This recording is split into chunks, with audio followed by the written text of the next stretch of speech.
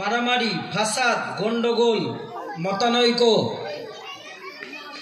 সেই শুরু থেকে নিয়ে আল্লাহ তাআলা যখন আমাদেরকে সৃষ্টি করেছেন, অর্থাৎ আদম জাতকে যখন থেকে সৃষ্টি করেছেন, আদম আলাইহিস সালাতু ওয়াস সালামকে যেদিন থেকে সৃষ্টি করেছেন, তখন থেকেই ফিতনা, তখন থেকে মার্ডার, হাবিল কাবিলের ঘটনা আপনারা জানেন। শয়তানের সঙ্গে আল্লাহ তাআলার দ্বিধাদ্বন্দ্ব হলো, মিটেনি। কাবা নিয়ে কত গন্ডগোল হলো, কাবা গৃহের প্রাঙ্গণে পাথর রাখা নিয়ে রক্তে রঞ্জিত হয়ে গেল মানুষ, সমাধান হয়নি। সবাই কোরআন হাদিস বলছে, আমি একটু অন্য কিছু বলে দেখি নাকি, আপনাদের বুঝতে সুবিধা হবে সেই জন্য বলছি। আমি ডাইরেক্ট একদম মূল আলোচনাতে আমি যাব, দেখবেন।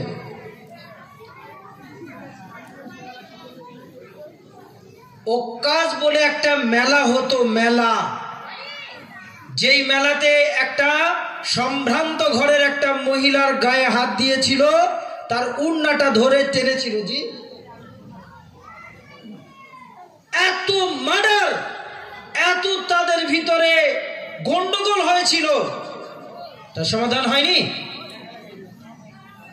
আপনি কোন মাইন্ডের লোক, আপনি কোন মানসিকতার মানুষ যে আপনি আল্লাহ আল্লাহ রসুলের ফায়সালা মানেন না? আপনাকে বলছি, আপনাকে, এ আজলু ভাইকেই বলছি, আজলু ভাইকে উদ্দেশ্য করে বলছি। আমি এ পার্টি, এ দল, ও দল, সে দল কিছুই বলতে চাইছি না। আমি আজলু ভাইকে লক্ষ্য করে বলছি, আপনি কোন মাইন্ডের লোক যে আপনি একটা ঝামেলা করলেন আর ঝামেলাটার সমাধান হবে না, তা আবার মসজিদ নিয়ে?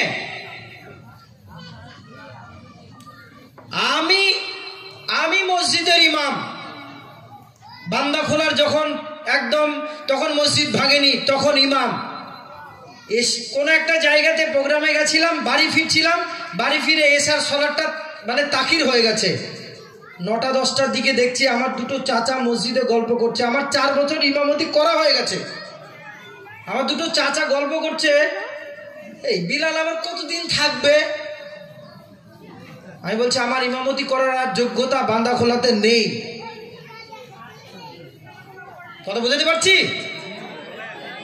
যেই ধর্মের ভিতরে পাটাকে আপনার ফাঁকা রাখলে সেখান দিয়ে শয়তান প্রবেশ করে, সেই ধর্মের ভিতরে ডিভাইডেশন হলো কেন? হয় কারণটা কি? মধ্যখান দিয়ে আপনার শয়তান চলে যায়। ইমাম সাহেব বলে আপনারা পাটাকে মিলিয়ে ঝুলিয়ে বসুন। আল্লাহ সুবহানাহু ওয়া তাআলা তিনি বলছেন, ওয়াতাসিমু বিহাবিলিল্লাহি জামিআ ওয়া লা তাফাররাকু, ডিভাইডেশন তোমরা হয় না, ডিভাইডেড হয় না, এক রজ্জুকে তোমরা চেপে ধরে থাকো, আঁকড়িয়ে ধরে থাকো, এই কথা আল্লাহ তাআলা ব্যবহার করছেন।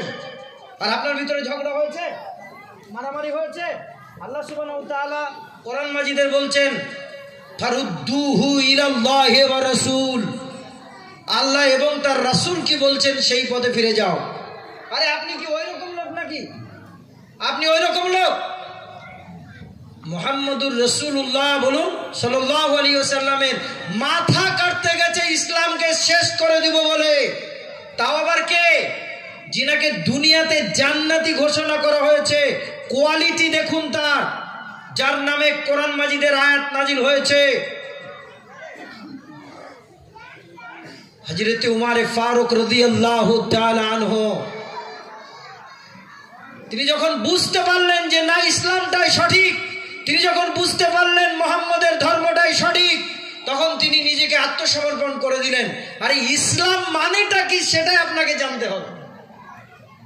আত্মসমর্পণকারীর নাম ইসলাম, নিজেকে ঝুঁকিয়ে দেওয়ার নাম ইসলাম, নিজেকে সরপদ করে দেওয়ার নাম ইসলাম। আপনাদেরকে সবাইকে বলছি, আমি যারা নেই তাদেরকে বলছি না, অন্য জায়গাতে যারা আছে তাদেরকেও বলছি না, আপনাকে আমি উদ্দেশ্য করে বলছি, এখনো সময় আছে। আপনি মনে করছেন আপনার গ্রামের সম্মান বাড়ছে?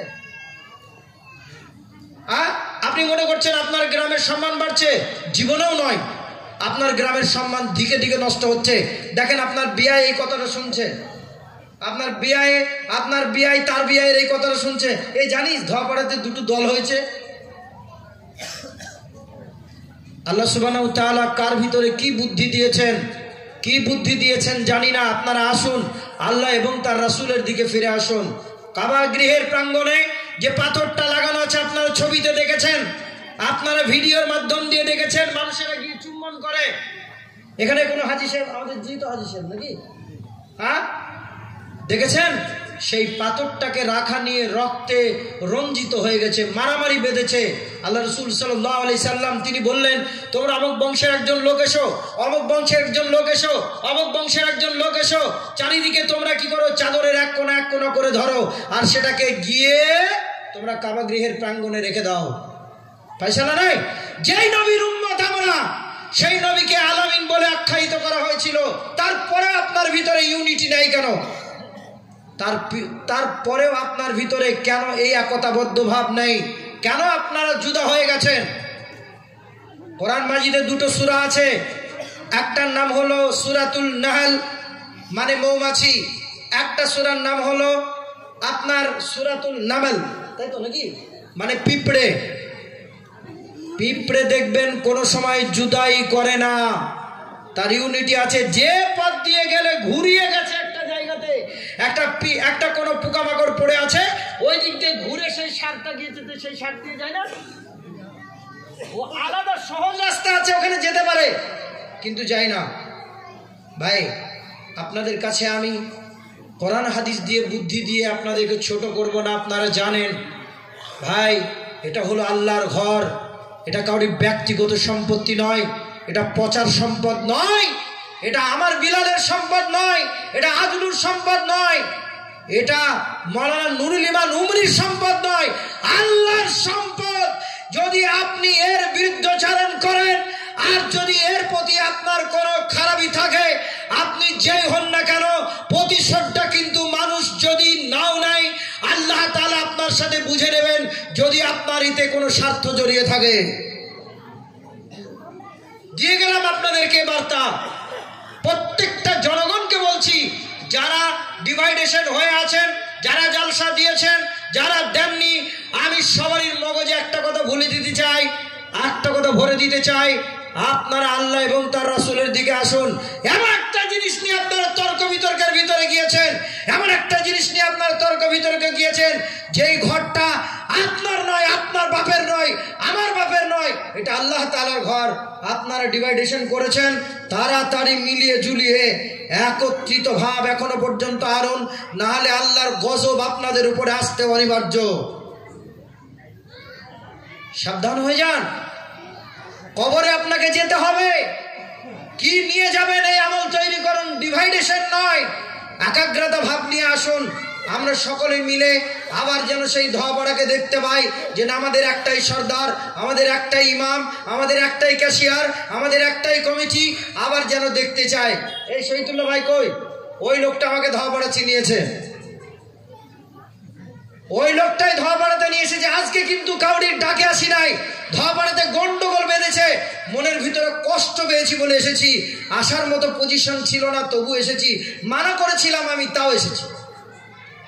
ভাই অনুরোধ করে বলবো, আপনারা যেই দলের হন, আপনার যত ক্ষমতায় থাক, আপনি যেই পার্টির হন, আপনি যেই নেতা হন, আপনার যেই গোষ্ঠীর লোক হন, ভাই আপনাকে বলবো আপনি আসুন, আল্লাহ এবং তার রাসূলের দিকে ফিরে আসুন। ফারুদ্দুহু ইলাল্লাহি ওয়া রাসূল, আল্লাহ এবং তার রাসূলের দিকে ফিরে আসুন। পৃথিবীর মধ্যে সবথেকে ভালো জায়গা হচ্ছে মসজিদ। আজকে প্রশাসন, হোয়াই প্রশাসন? Dear listeners, Islam is a complete, universal and provides rules of governing all aspects of the social, economical place of living in Islam. আসুন আমরা প্রতিবেশীর হক বুঝি, একে অপরে ভাই ভাই আমরা দ্বন্দ্ব না করে, ঘাড়ে ঘাড় মিলিয়ে, কাঁধে কাঁধ মিলিয়ে একই সমস্যারে আমরা আল্লাহ এবং তার রাসূলের দিকে ফিরে যাব। আমার নামাজ, ইন্না সালাতি, হে নবী আপনি বলে দিন, কুল ইন্না সালাতি ওয়া নুসুকি ওয়া মাহিয়ায়া ওয়া মামাতি লিল্লাহি রাব্বিল আলামিন, সবটাই যদি আপনার আল্লাহর জন্য হয়, মসজিদ ঘরটা আপনার আলাদার জন্য আর এর আলাদার জন্য তা কেন হবে? ভাই আসুন আমরা আমরা বিভেদ দ্বন্দ্বকে ভুলে গিয়ে একই ছত্রে ছায় আসি। যে কোনো পরিমাণের আমরা শর্তের বিনিময়ে আমার একটু ক্ষতি হোক, তাহলেও আমি আসি, দিয়ে আসে আমরা একই জায়গায় জড়ো হই। আল্লাহর কাছে দোয়া করবো, রব্বুল আলামিন তুমি এদের হৃদয়ের ভিতরে যারা মতানৈক্য করেছে, যারা ডিভাইডেশন হয়েছে, সকলকেই তুমি একত্রিত করে দেওয়ার তৌফিক দান করুন। বলুন আল্লাহুম্মা আমিন। আসসালামু আলাইকুম ওয়া রাহমাতুল্লাহি ওয়া বারাকাতুহু। এখন আপনাদের সম্মুখে